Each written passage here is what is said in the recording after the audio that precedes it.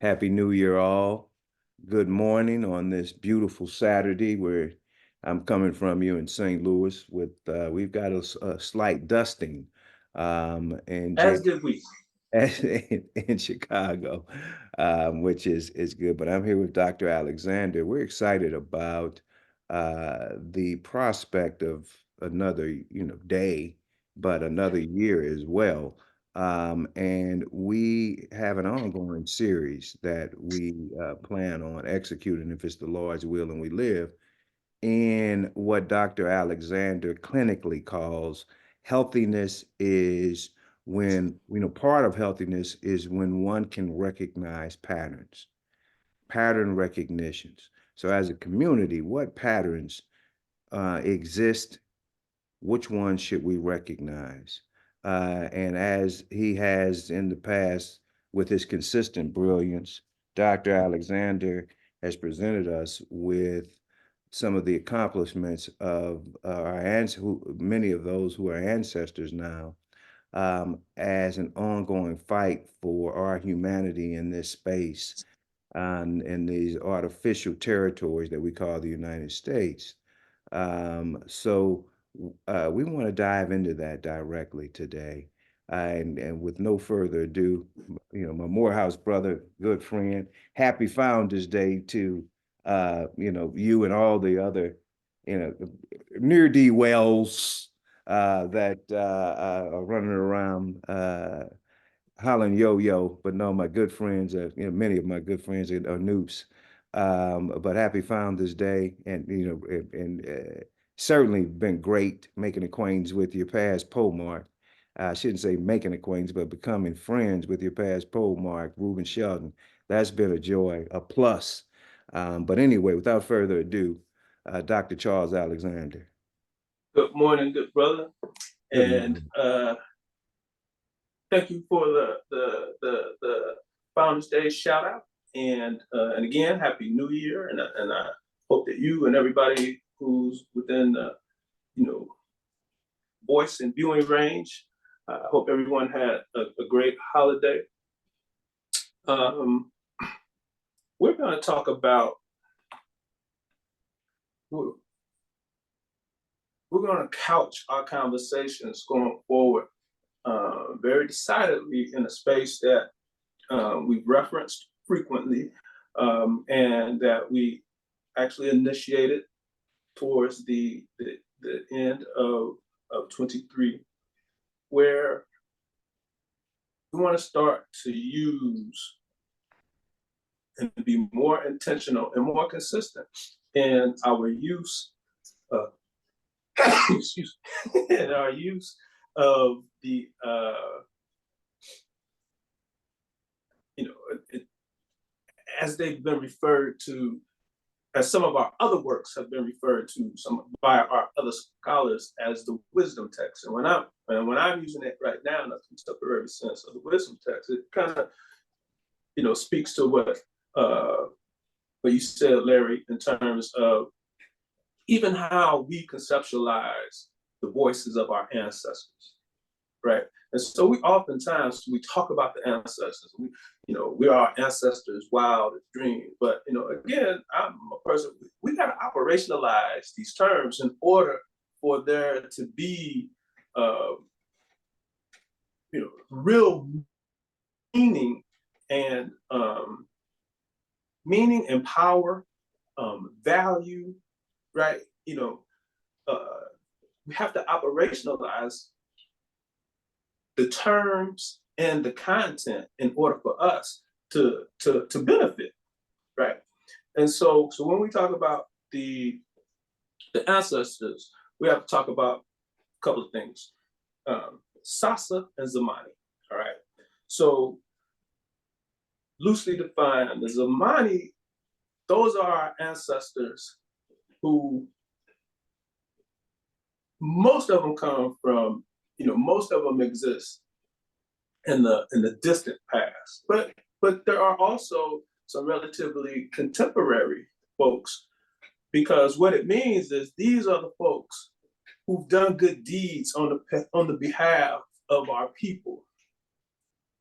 whose names, for one reason or another, have faded into obscurity, right? So that's the Zamani, but their works are present in the collective advancement. So we know that there are ancestors who comprise the Zamani. Otherwise, we wouldn't be here today, right? So these are some of the folks who were in literally like. So these were some of the folks who marched from the interior to the coast and were boarded on those boats, and and survived the Middle Passage. And then even some of those who didn't survive the Middle Passage but went out fighting. Some of those who commandeered ships during the Middle Passage and were able to return, that we don't know about. Some of those successful, rebellions that we don't really know about because the enemy can't afford for us to know about, right? Those folks are the Zamani. Those many folks who, for right or wrong, when we start to talk about, the civil rights movements of the 50s and 60s, those folks who were on the ground doing the work before the national organizations came in, right? Those folks who got lynched because they started talking about voting and things that, those are the Zamani, okay? What we are more familiar with is the Sasa. So the Sasa are those folks, again, some of them are distant, some of them are more proximal, but these are folks whose names that we know and whose names we are able to call.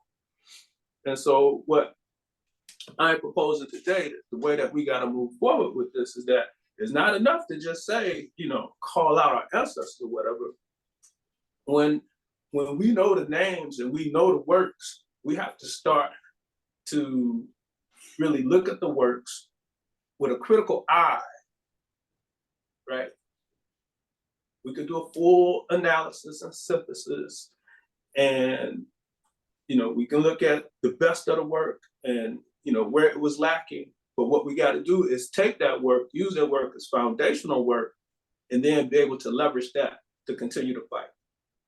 Because as we've said before, resistance is the nature of our existence in this space, right? So there's no need for us to recreate the wheel. We just need to refashion the wheel. We need to make the wheel more efficient, right? So And as this document states, as the authors state, the mere metagal, the gall, and to want peace is resistance for us in this country.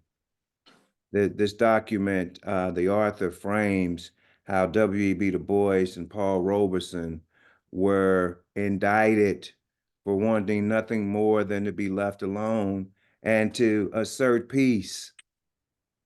That's resistance. And they were charged with it. At the time, they said the president of the National Labor Relations Board stated that the mere desire to have peace was in the economic disinterest of the United States. That's what resistance is in this experiment. In our context, yes. And so peace and freedom, our call for freedom and peace, let's put them into that order, have long been met with more violence and more intense oppression. And so before the break, in the latter part of 23, we introduced into our conversation the Negro Convention movement, which roughly lasted from 1830 through the 1890s. And so we're going to continue to leverage that, and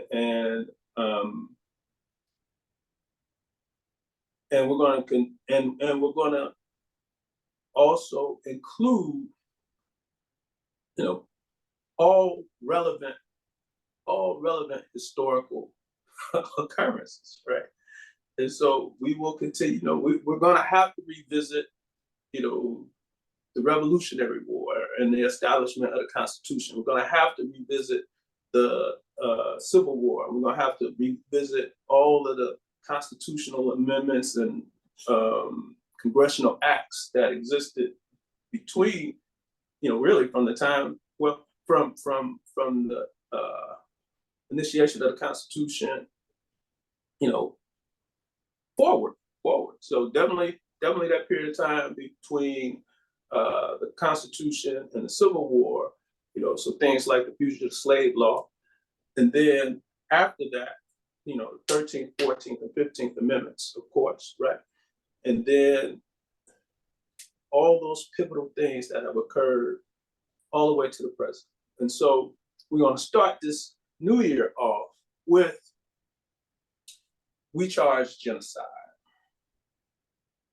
So We Charge Genocide is pertinent at this particular time, and I'm literally, in a temporal sense, because the petition itself, and we're going to talk, we're going to have a discussion about what the petition is. The petition itself, the first draft of it, I believe, was completed in November of '51, and then was taken to the United Nations, to the United Nations Conference in December of '51. The primary author of it is a brother named William L. Patterson, and so we're going to have a little, some discussion about who he was, and it was he and Paul Robeson that presented the petition to the United Nations in December of 1951. W.B. Du Bois was to attend that convention with them, but the United States would not give him, would not issue him a passport, so he could travel. So, so by '51, he's already, he's overdue by United States standards, and we'll certainly have some conversations about Dr. Du Bois as we go forward. But essentially, what is this? What is this historic petition called We Charge Genocide? And so in this petition, how about I'm gonna read the first couple of paragraphs out of this, and then we'll have a quick conversation out of that. Introduction. Out of the inhumane Black ghettos of American cities, out of the cotton plantations of the South, comes this record of mass slayings on the basis of race, of lives deliberately warped and distorted by the willful creation of conditions making for premature death, poverty, and disease. It is a record that calls aloud for condemnation, for an end to these terrible injustices that constitute a daily and ever increasing violation of the United Nations Convention on the Prevention and Punishment of the Crime of Genocide. It is sometimes incorrectly thought that genocide means the complete and definitive destruction of a race or people. The Genocide Convention, however, adopted by the General Assembly of the United Nations on December 9th, 1948, defines genocide as any killings on the basis of race, or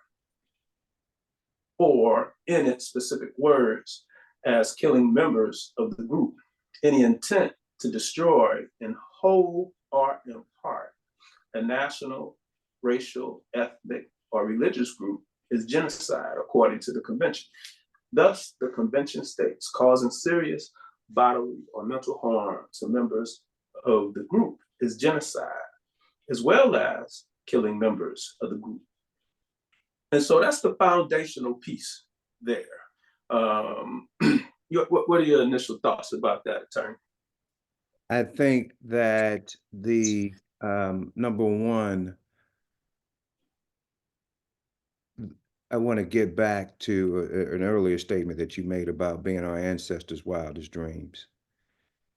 You, Greg Carr also did a very good job of, I think, attacking that question.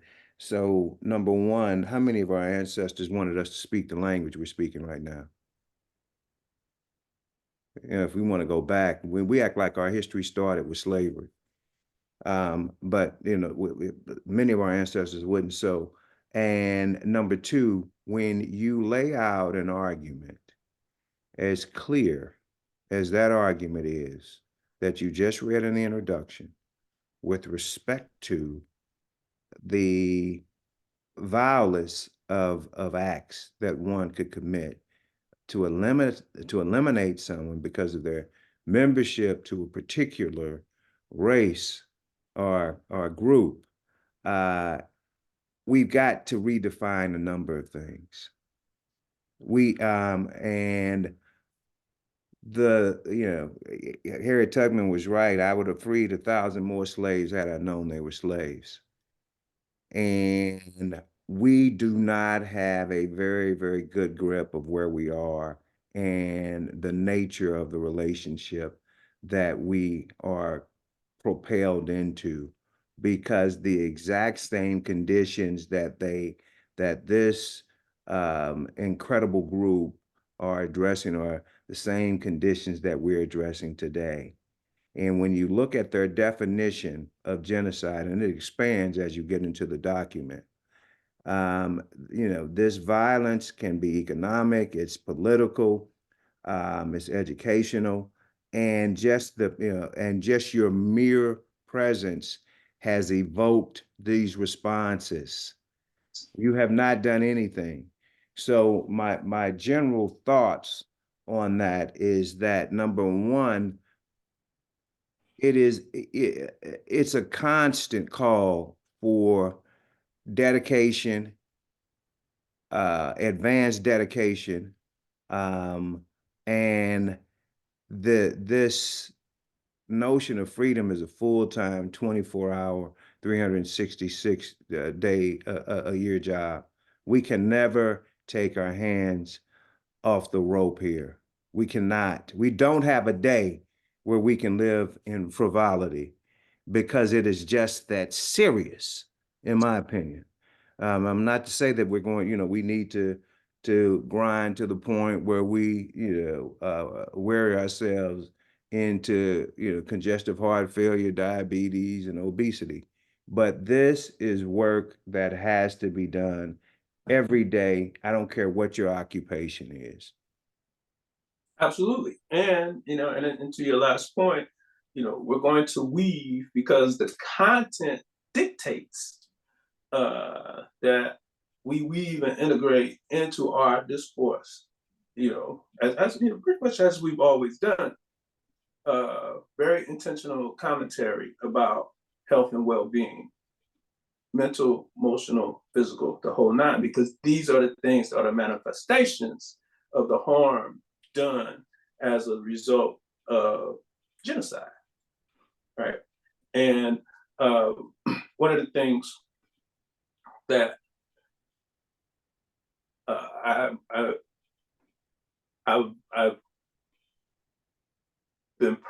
been been aware of, and very very much appreciative of the authors of this document, because they were aware of it also, which is the other thing that I think,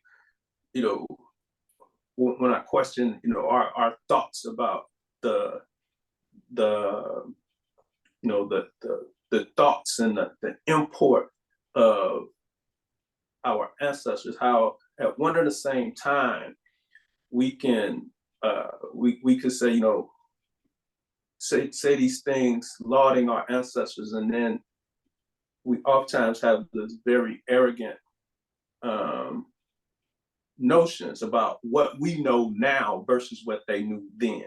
Come on, man. Right. Don't even And start. it is it's really is really a interesting piece when you kind of sit and listen just to things that people say. Like when folks, when there are things going on in the streets and you hear folks say like, we ain't our grandparents. And like, I hear it and I be like, no, we ain't. So, because, but not the way y'all mean it, right? So, Hey, and so, hey, it reminds me of that fool Bobby Knight telling this Nepo child, that was a reporter. It's like, you know what, you're nothing like the old man. He said, yeah, you and, look like the old man. and it's like our grandparents and their grandparents, again, this is what we're talking about. This is what we're talking about, the Zamani. This is what we're talking about, the Sasa. Those folks had to have done something.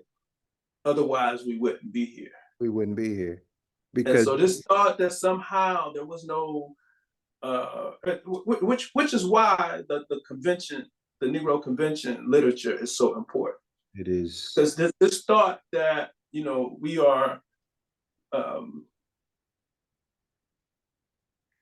we get a couple of things confused. So the fact that we in the main aren't necessarily grounded in the Constitution, we think that we've existed in this space free of political thought. And that's not true. Right. And that's why the Negro Conventions movement is important, because it documents 70 years of consistent political action, you know, at, I don't even think it could be argued that slavery is the worst point.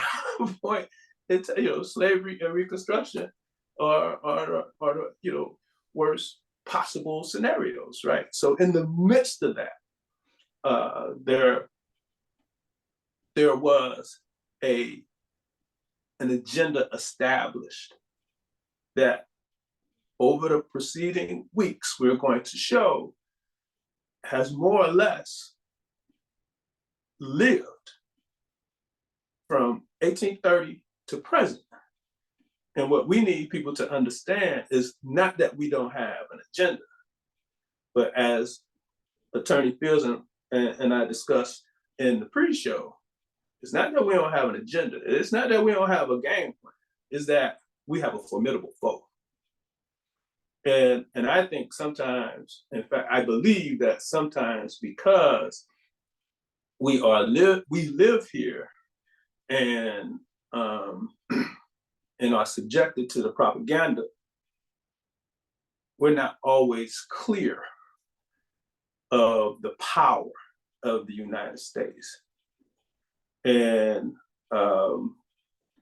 I do think that we have to be very, very thoughtful about how we scrutinize the past, so bringing it fully forward, because I know that most people don't contemplate that if the United States can overthrow any government, it can certainly disrupt any community. And so we, on a daily basis, go up against the same entity that brought down, that brought down Germany, that brought down Japan, that overthrew the government, the democratically elected government of Iran, that made several attempts to overthrow Castro in Cuba, right? They killed Maurice Bishop in Grenada. They killed Patrice Lumumba in the Congo, that facilitated the coup of Kwame Nkrumah in Ghana. Those are countries, they might neighborhoods. So if the United States can go and overthrow a country, and in the midst of overthrowing that country, use people who look like countrymen to do it, certainly they can come into our communities and do the same. And so that's what we're establishing. And our source material is also going to be is also going to incorporate and utilize government documents. Why? Because if they say it's bad, what is there to argue, right? So one of our primary source documents going forward is going to be the economic state of Black America. That's the Senate document from 2020. But we're going again we're going to pull from a lot of different places, but we're going to make good use of federal data and state and local data, because the things that are ultimately laid out in this document, these are the things that we continue to see today. And you know, to into the earlier reference by Attorney Fields, this is what I'm saying. Pattern recognition is necessary. It's very crucial to our verbal and non-verbal reasoning, right? And so when, in the verbal sense, when we're reading things and we're having discussions, you know, so for example, when as the genocide, and we're going to use these words real time, as the genocide occurs in Palestine, you know, we have to be able to see that the forced migration of 1.8 million Palestinians from the north to the south is no different than the forced migration and the internal displacement of the people who are indigenous to this country from the east and southeast to the Midwest. It's no different. It's no different than the forced migration of Black folks from the south to the northeast, to the north, and to the west. Now, in the case of the latter, And let's add a tag, because because the United States is in love with these wealth disparity cases and points. The Based on that forced migration that Black folks had to suffer that suffered in the United States and continue to suffer, because their gentrification is still a modicum of that. The amount of land that had to be abandoned after a number of families were killed created an incredible wealth deprivation that was sanctioned by the United States. And we're not going to talk about this being the only country on the face of the earth that ever paid families to break up with the Welfare Act, meaning we got to kick, if the dad's there, we're not going to pay you. So we're going to become your man as the United States government. We're not going to talk about that right now. That's a few hundred years, but that's 100 years down the road. But those things must be contemplated in the calculus as well. absolutely. And great source data for people to seek relative to the genesis and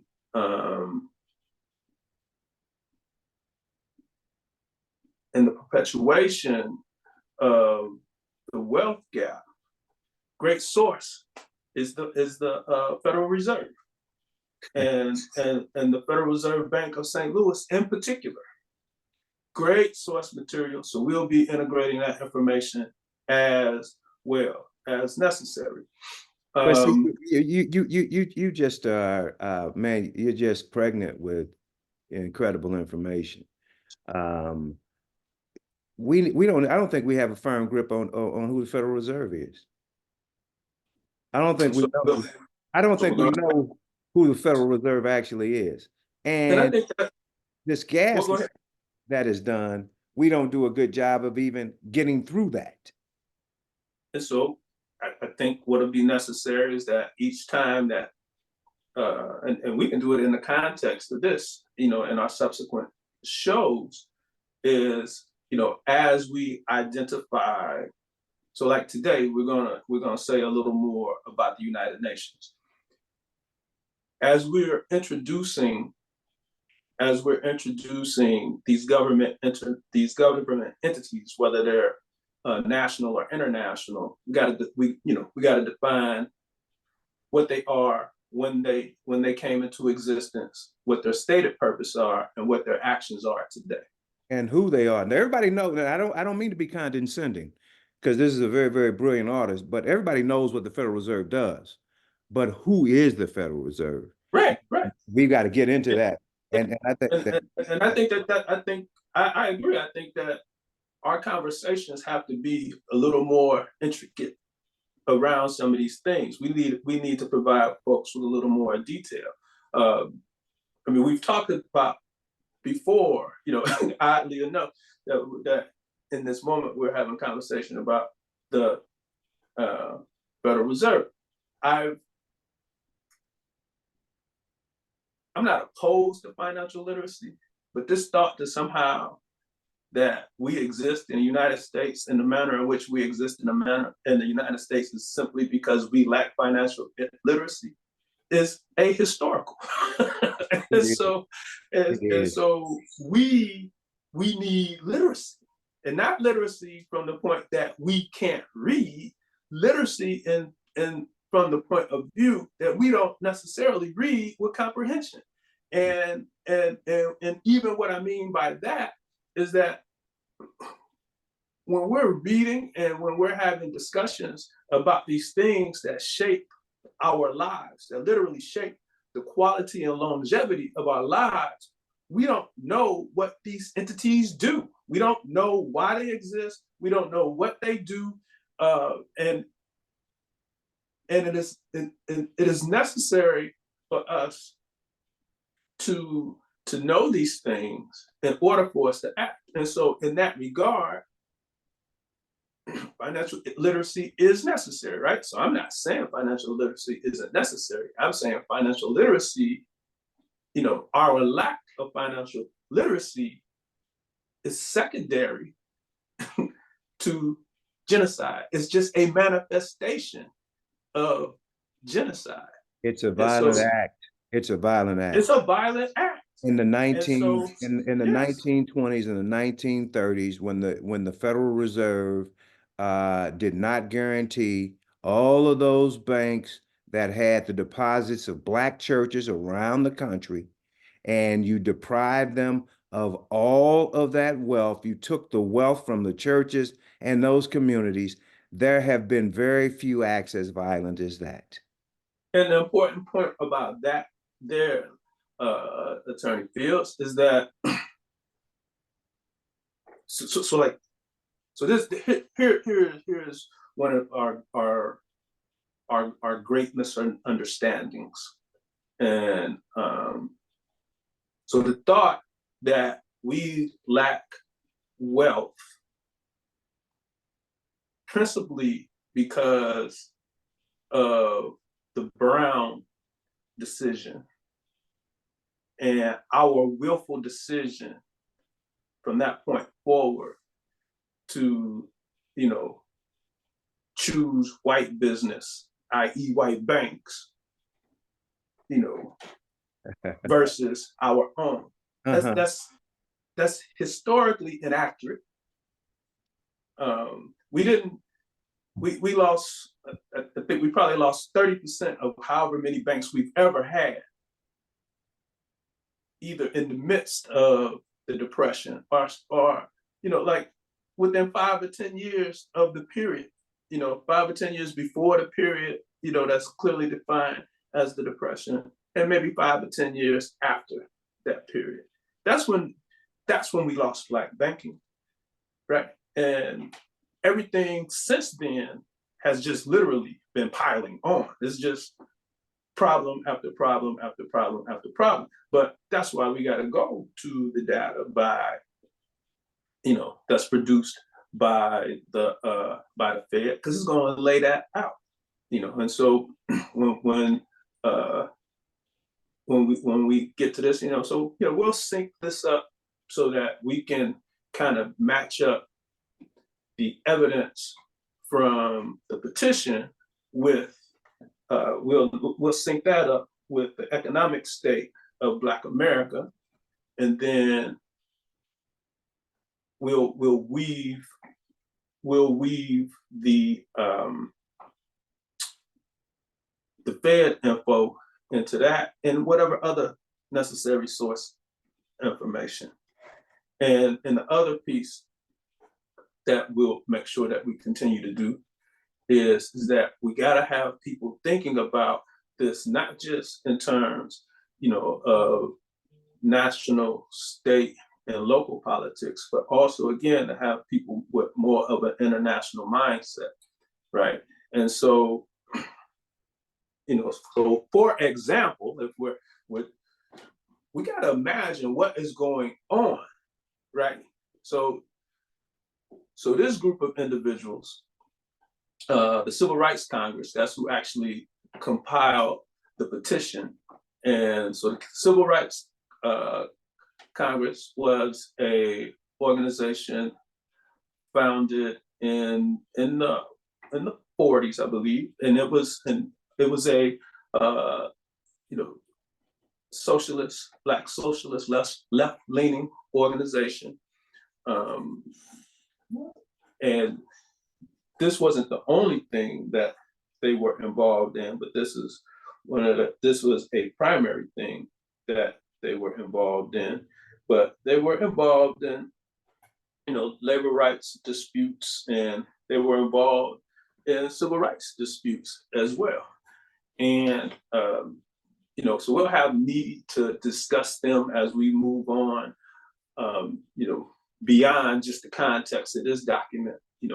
That we need to know them just like we know CORE, just like we know SNCC, just like we know the NAACP, and the SCLC. And the other thing that we're going to have to understand and better appreciate, because this is another thing that we do now that I think is a mixture of magical thinking,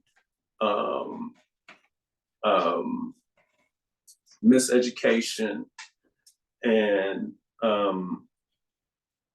just some other kind of psychic defensive mechanisms. This thought that back in the day we used to be unified, that's not really what we're, it's not what we're proffering here. We want folks to understand that there were movements on several fronts, which in and of itself is not bad. It's actually really necessary. But unfortunately, because what we're doing, we're having this fight in this context, it is at the advantage. People are aware of divide and conquer. And so what we see is, the heights of divide and conquer, at organizational levels, right? And so all of these organizations existed, and these organizations are vying for, primacy, not just in response to the Black community, but with, whatever they perceive to be, respect and favor from the United States government. And so there was a lot of backbiting occurring, right? And so, but over time, we're gonna get to kind of all of this. And so as we go back and come forward with the Black Convention movement and work our way forward, we will talk about a lot of different prominent individuals and a lot of different prominent movements and a lot of different prominent organizations that arose because of the prominent individuals and movements. And so all of this is necessary. And so all that to say, again, so the Civil Rights Congress, that's who is really responsible for this document. And it's a brother, William L. Patterson, who is considered the chief author. So a couple of things that we need to know about William L. Patterson. He was born in San Francisco, August 27th, 1891. Uh, his mother was born enslaved in 1850 in Virginia, and I think I think that is I think that's remarkable, right? I think that's remarkable in the sense of, that's where we got to look at, like this is absolutely one of those stories about like where a person comes from, right? And fortitude. Oh, I'm pretty sure that um, I'm pretty sure that well, I'm not sure. I'm not sure really of the origins of his father, other than that his father, James Edward Patterson, that's his mother. His mother found her way to California, and it was in California that she met Brother Patterson, James Edward Patterson, and then they had William L. Patterson. And so the family was, experienced housing insecurity. Some of these terms that we continue to talk about today, right? And kind of in spite of what people say about California and the West Coast in general, that place has never really, really been hospitable to Black folks. I think if we kind of slow down and and and, and reconsider what we think about California. Like usually when I think about California, I think about the Black Panthers, and then I think about Rodney King, and then I think about the OJ trial. Right? Those are the first things that come to mind, right? Then I think about the Black Studies movement, right? Then I think about us and Milana Karenga, and then I think about Johnny Cochran, right? So when I think about California, I don't really think about Fun in the Sun. I think about Black liberation. I think about the Watts riots, right? But many of us have this thought and notion that California is this liberal spec. I think about Ronald Reagan, right? And so we have to, kind of reconfigure these things. And so, and that's, again, this is kind of where pattern recognition comes in. And so, but it's in that space that we get that we get this brother Patterson. He goes to high school, eventually finishes high school, attends college at the University of California. And you can help me with this. It's not real clear about, it's clear that his attendance at the University of California was intermittent. What's not real clear is when he actually finished. But in 1915, he enrolled at Hastings College of Law at the University of California in San Francisco. So was there a time when you didn't necessarily have to, like you could apply for law school and get into law school independent of your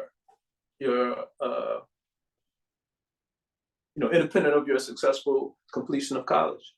Not only that, but in California, you didn't even have to this day, there is a path to becoming an attorney without going to law school Got it. in And, California. and so you can become There, an attorney there are without college or there law are school. there are programs and there are individuals that have Mhm. gone to law school without completing undergrad. Got it. And it happens, there are rare cases where it happens today.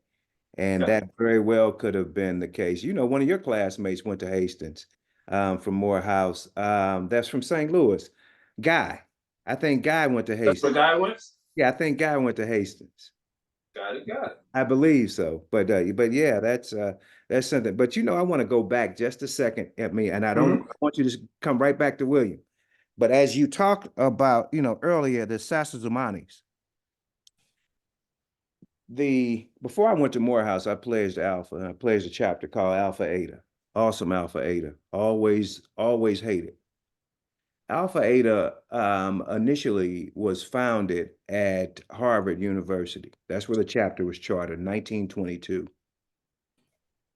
In the charter line at Harvard, guess who was a member? I'm gonna Mm, save you. But WB no, no.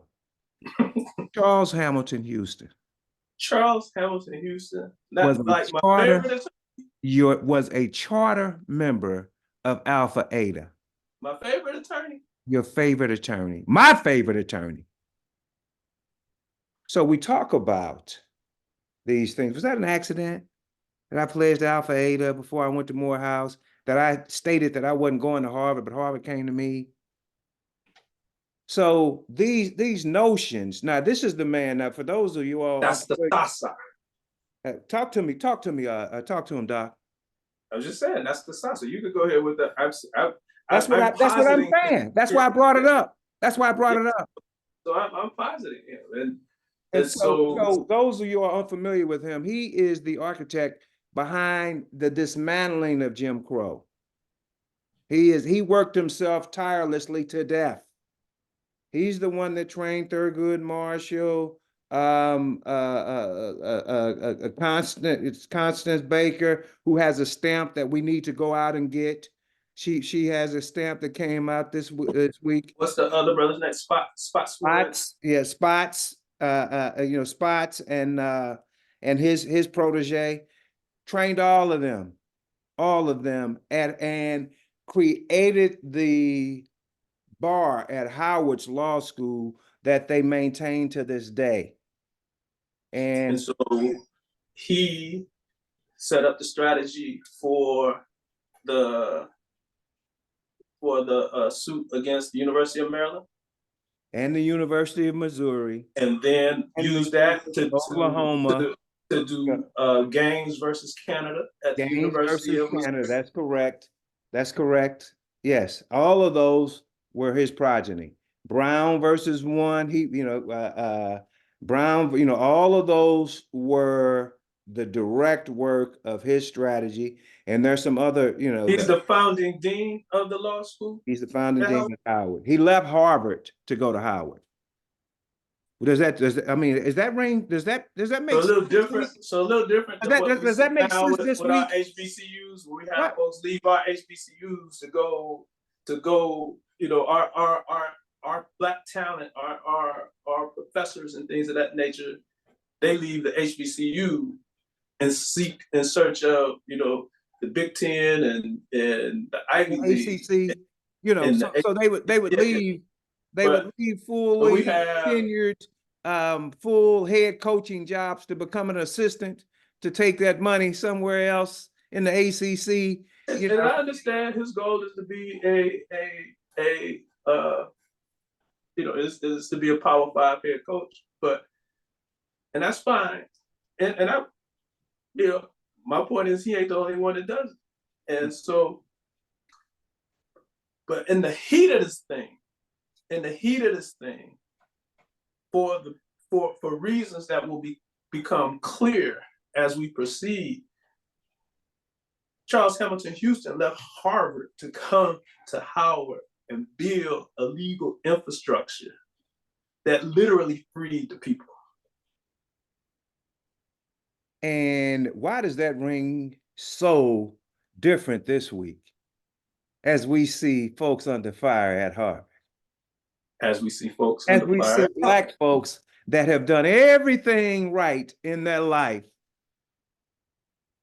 being mitigated and castrated, if you will, at Harvard this week. Particularly when we look at this situation, for that sister and and the two presidents at the other institutions, the question was, what would you do? But the question was something to the extent of, you know, would you defend against uh, anti-Semitism? And they said, if it exists, yes. But if we just talking about people's right to voice their opposition to the occupation, no, we ain't gonna stop that. That's really what the foundation of that question was.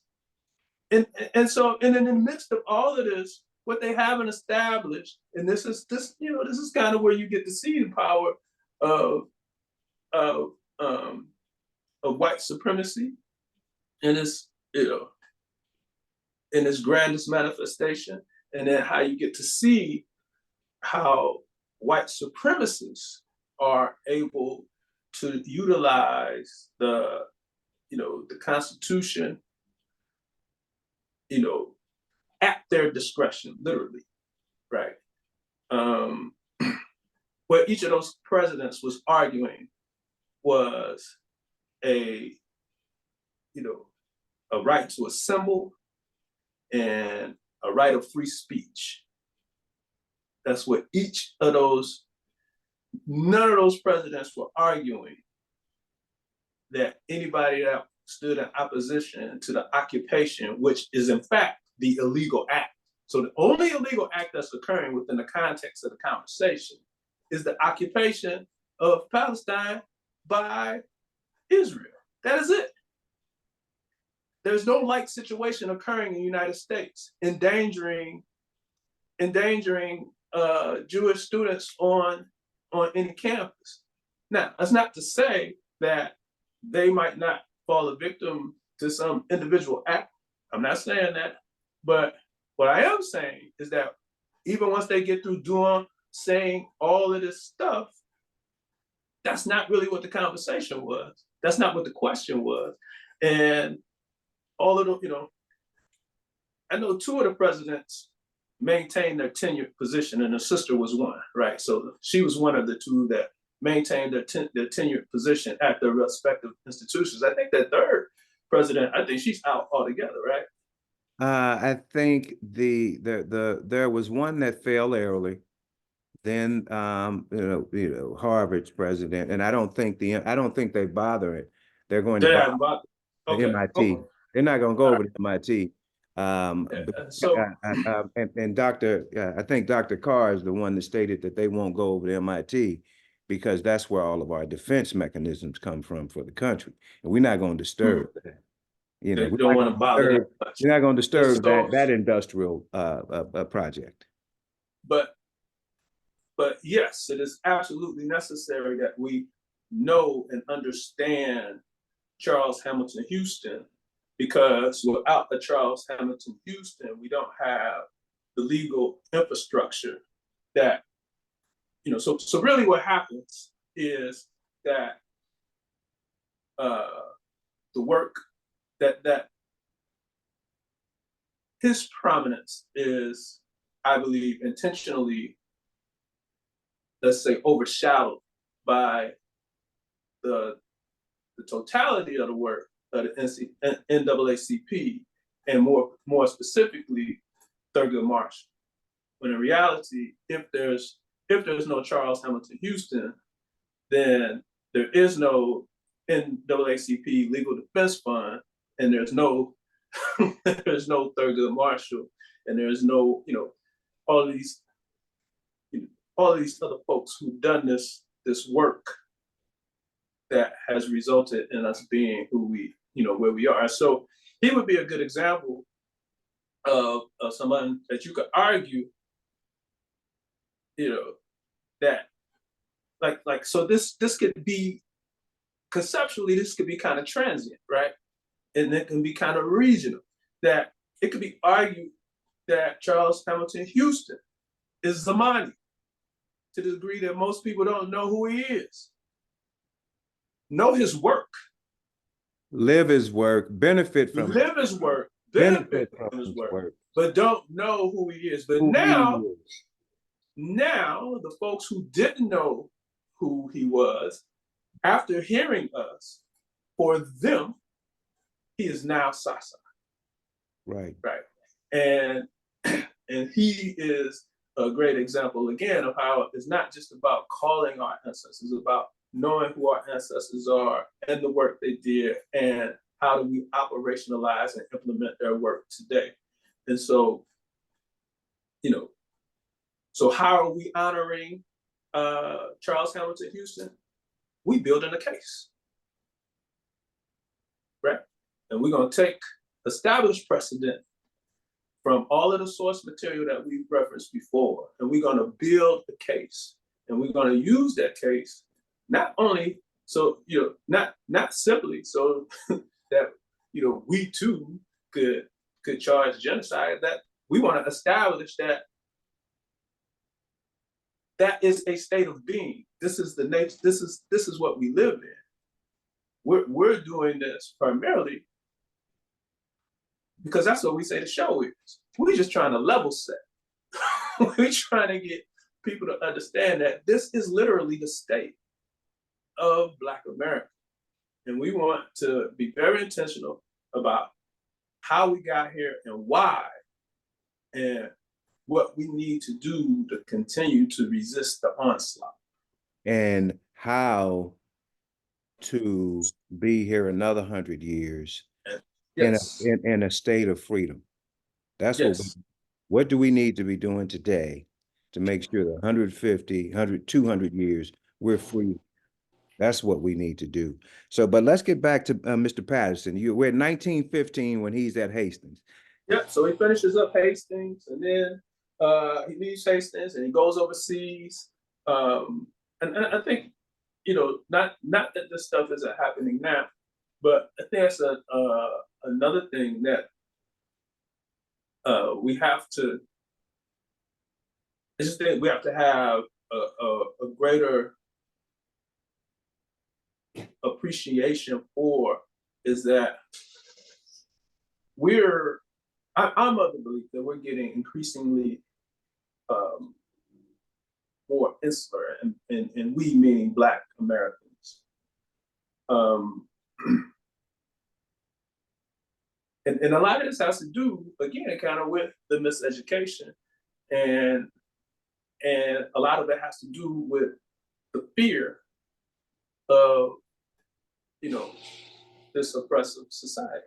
And so we see it, this thing, the situation that's going on, and even just the references to the university presidents that we were just talking about, is that, and so we're seeing factors, and we're seeing here real time where it could be unsafe for you to show solidarity with Palestinian liberation, Or not to show solidarity with or not to show solidarity with the Israel, right? And because if you don't show solidarity with Israel, you are necessarily in opposition with the United States. You're a threat, yeah. Right? And so, but that notwithstanding, we have to appreciate that that has always been the thing. When Frederick Douglass went abroad, it could be argued that he was a felon. Why? Because he stole himself. He stole property, and then sent that property. He stole property and then took that property at overseas, right? And so, but what happens when you go overseas? There's a whole nother awakening, on the political level about what is and what can be, and I'm not saying that them people over there are great. That's not what I'm saying, because that's a whole nother conversation that we need to have. The reason that we over here is because of them people overseas, right? And so I don't want us to get confused by any of this. So at the right times we'll have those conversations too. But as in intellectual spaces, there's there appears, and we can do deep dive as when necessary. There appears to be a liberalism that exists over there that doesn't exist here, right? And so, Brother Patterson was one of those people who was able to go abroad and have some exposures, and one of those exposures um, was the Labor Party, and that was his introduction to socialists and Marxist thoughts and things of that nature. And he ultimately comes back, goes to Harlem, and so I think he's probably a person in the Harlem Renaissance. He's probably had some influence on the Harlem Renaissance that we don't know about, right? But he's in the circle with those folks, and I think one of the pieces with the Harlem Renaissance is that I think we underestimate and underappreciate the political power that that that was expressed, via the written and the spoken word and the jazz, and the music, That culture, that the cultural piece, that that the expression of culture was not purely entertainment. That expression of culture was political, right? And so you had all of this and cross fertilization. spiritual, and Yes, yes, spiritual, all of this stuff and kind of economic. going on. You know, And I was just in New York about 3 weeks ago, a couple of weeks before Christmas, and Harlem. There's a Harlem Jazz series. Let me show you how thought-provoking they are. They have it at a different historical church in Harlem every week. And if and I think it's like $20 to attend, but if you have a CTA card, you can attend free. Same mindset, same mindset. And, shout out to the individuals of the Harlem Jazz series. It was incredibly done. The spirit, it was incredibly welcoming and warm, and it was held at the Presbyterian Church in Harlem. But I mean, along those lines, man. I mean, we're connecting dots here today, Doc, and I don't want anything to be. yeah, and so one of the things, so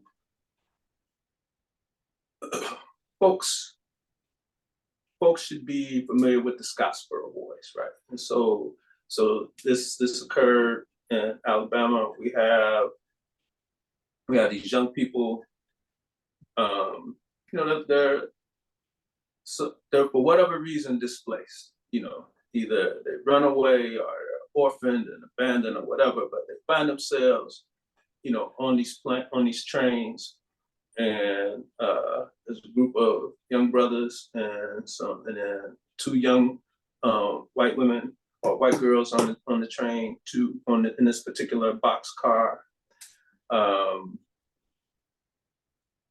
They get discovered.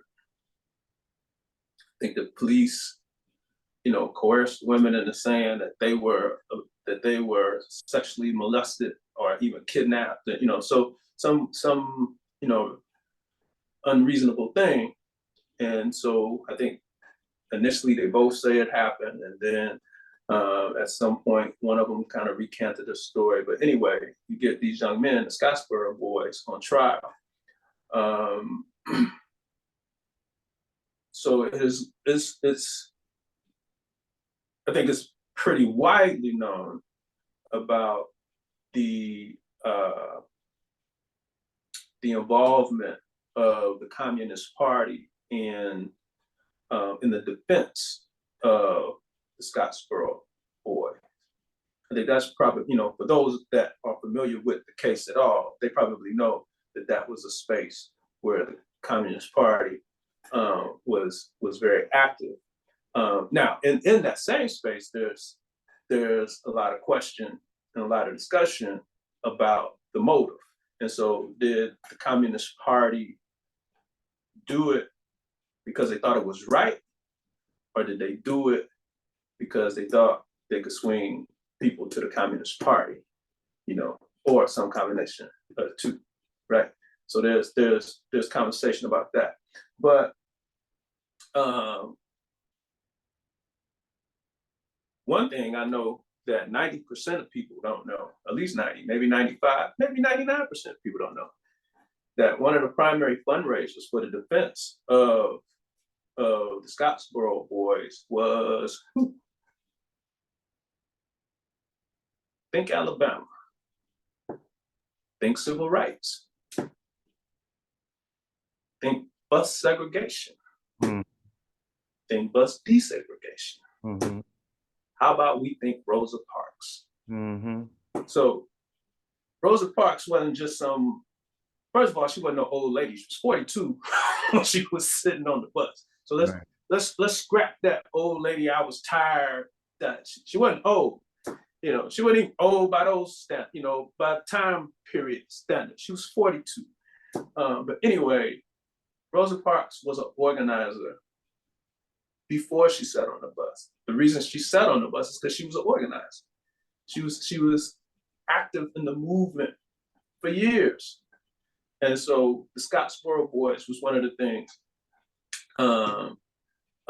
that she was engaged in, raising funds, for the cause. But what I didn't know until I started to do a deep dive on We Charge Genocide is that when Patterson went to New York, he and some of his comrades established a law firm, Diet Hall in Patterson. And Brother Patterson, some of the work that they did was on the Scottsboro case. So again, this is, we talk about Zasa and Samani, right? So this is similar work. This is, and again, considering the times and considering the folk, right? And so then we get to 1951, and that brings us to now. And as I said, in November of 51, they draft this document. In December of 51, they take it before the United Nations. And we have to remember the United Nations isn't that old. The United Nations established in 47 and 48, right? Now, while he is going to Paris to say that the United States is a bastion of white supremacy, the United States is, establishing their, their position for proxy wars in the Middle East. What am I talking about? The establishment of Israel. All of this is occurring at the same time. That's why it's important for us to be internationally minded, so that we can have better context for some of these things that go on. So, like, why might the United Nations, for what reasons would they have not to listen to this brother? Well, the United States, is who, the allegations are being made against the United States, while the United States is simultaneously trying to establish or reestablish itself as, the international conscience. That global power, yes, that everyone should aspire to. And positing itself as this warm and receptive entity versus, because we're just coming out of World War II, so we're trying to just position ourselves, as this accepting place versus, the heinous, Nazi regime of Germany. Well, which is ironic, because many of the practices that the Nazis employed were studied and learned from the United States. So we're going to have conversations about the eugenics movement, and we're going to have conversations about the origins of the eugenics movement and this race science that came, in the, 17th and 18th century in order for white folks to justify slavery, right? That those things are the foundational fundamental principles of Nazi Germany rhetoric, right? And so it's in that context that they went and um, and they submitted their document. And I'll read these last two paragraphs. This is not. Oh, this is just the introduction. This not even the whole. This is. I'm just reading snippets of the introduction. So we gonna have content forever. And so I'll read these last two paragraphs, and then we'll wrap up for this week. We maintain, therefore, that the oppressed Negro citizens of the United States, segregated, discriminated against, and long the target of violence, suffer from genocide as the result of the consistent, conscious, unified policies of every branch of government. I think that's where we have to have a better understanding. One of the other things that I think we struggle with is that when we think of white supremacy and we think of racism, we think of some toothless dude in the sticks. We don't understand and fully appreciate that there is no time in our existence where our relative well-being has not been in the has not been Directed and controlled. directed and controlled by the governing body, whether that be British or the colonial government or some combination of the two, and then ultimately United States and subsequent state governments. That is the nature of our condition, right? And then throughout you have to start to you start to recognize the influence of private entities, big money and private entities, right? And so we'll get to those things as well. Last paragraph, the Civil Rights Congress, and so that's the organization that Patterson represents. The Civil Rights Congress has prepared and submits this petition to the General Assembly of the United Nations on behalf of the Negro people in the interest of peace and democracy. And so we talked about on the front end, all of the stuff that happens to us in the interest of peace and democracy. That's all we want, right? Charging the government of the United States of America with violation of the Charter of the United Nations and the Convention on the Prevention and Punishment of the Crime of Genocide. And when was the last time we had something that provoking? I'm sure we'll find it, but not in recent times. Dr. Alexander, I can't thank you enough, but let me go back and add to one thing you stated. You stated, what are we doing in furthering the sacrifices of Charles Alexander? And you said we're laying out the case, but Charles Hamilton Houston. Charles Hamilton Houston. I called it Charles. I'm quoting you, but Charles Hamilton Houston. Not only are we laying the case out, but brother, we are. I will humbly say that we make that sacrifice daily. We fight for the people. You and I both could make exponentially more money than we do each and every day with far fewer headaches. But the sacrifices that we made are real, are real. I mean, it is the equivalent. I think it was B.B. King that said, you can't play blues in a air-conditioned hotel. And I'm quoting something. I think, I don't know if um, uh, Dr. Carr heard that or read it, but that's the way, our commitment is real, is what I'm saying.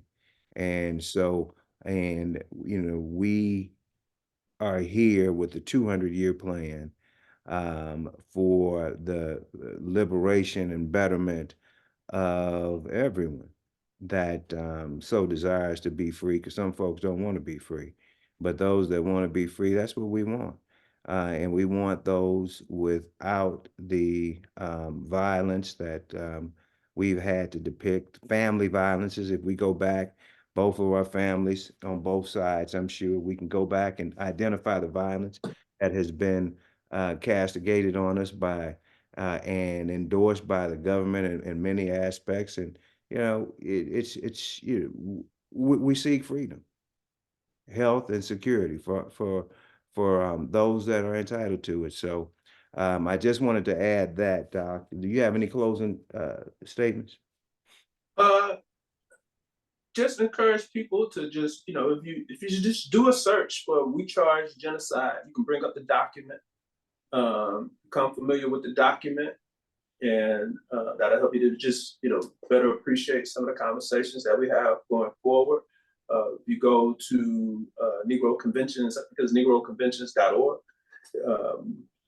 But if you just type it in, the Negro Convention Movement, you can get to that website and you get the meeting minutes from national, state, and regional Black conventions that occurred from 1830s into the 1890s. It's just a great source of information. And I'm going to suggest for X number of people,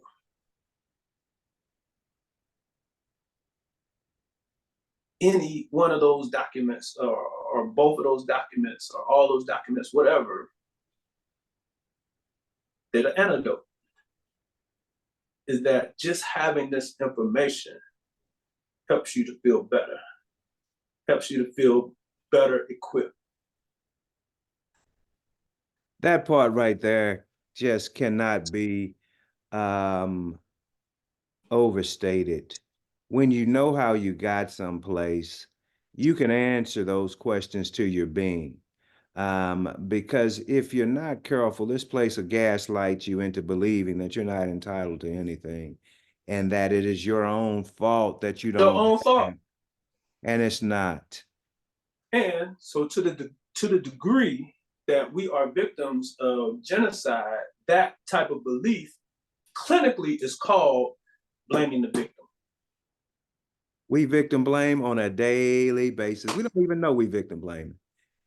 We don't even And right, because we've internalized, this United States, individualistic ethos. And so we're the only we get to ones that do be, that. Everyone else well, has had help. we're not the only ones to do it, but we do it. And the fact that we do it is problem in and of itself. And but again, these are some of the things that we can have some more intricate kind of conversations about, as we kind of push through this information. And it will end on that note. And I'm hearing Dr. King now talk about the massive land grants that the United States gave to Yes. it's and it's I'll say lower class individuals. And he talks about how that's not all they gave them. He gave them interest-free forgivable loans to cultivate the land. They gave them classes to learn how to cultivate the land. And yet you want to tell the Negro to pick himself up by his own bootstraps, but it is a horrible thing to ask one to pick them up by their own bootstraps when they don't have boots. We And ain't got no boots. that's what's been done. And we have, we are not making excuses, but these are conditions. There's a big difference. These are conditions, and as you bring up Dr. King, another thing that we have to reshape. I don't know if it's the worst thing, but it's just something that I think matters. This thought that he was allowed to exist until he started talking about the money. It's patently false. You try to blow the brother's house up when I mean, this is just stuff that people don't know. But part of it ain't even that you don't know, and your conceptualization is off. And so, to borrow from a term that we've used way back when, Dr. Kobe Cambone, one of our formidable Black psychologists and ancestor, he posits that the most fundamental source of mental illness in, among people of African descent is psychological misorientation, which means that literally that we are misoriented and that our point of reference is not us, it's them. And so it's because our point of reference is them that we can either be conscripted or willingly go to the other side at the expense of our brothers and sisters. And so we engage in the victim blaming, because of our own relative experiences with psychological misorientation. And on that note, brother, we are going to wrap up because that is as they would say in the black church, that's a word, doctor. And so we look forward to, if it's the Look God's forward to next week. next week, and we're gonna work harder. We're gonna serve the people harder. We're going to be better to ourselves. And let's take better care of ourselves. Let's get our sleep. Let's drink our water. Let's get our workouts, and let's eat well. And let's get together and let's try and execute a 150-year, 200-year plan for freedom. Peace. All right, bruh. That was